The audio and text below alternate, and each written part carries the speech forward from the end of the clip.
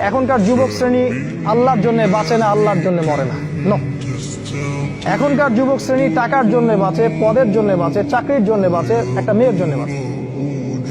এখনকার যুবক শ্রেণী আল্লাহর জন্য বাঁচে। ইল্লা মাশাআল্লাহ, অল্প কিছু ভাই আছে জানি, তাদের কথা আলাদা।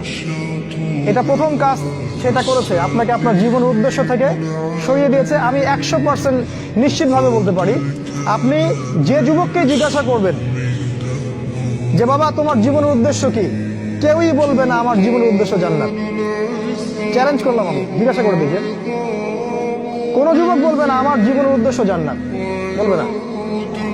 তার জীবনের উদ্দেশ্য চাকরি, অথবা একটা অ্যাফেয়ার, অথবা পলিটিক্যাল পাওয়ার, অথবা স্ট্যাটাস, অথবা জমি বাড়ি, অথবা গাড়ি। কারণ সমাজ এবং পরিবার তাকে এটাই শিক্ষা দিয়েছে, নিজের পায়ে দাঁড়াতে হবে বাবা তোমাকে।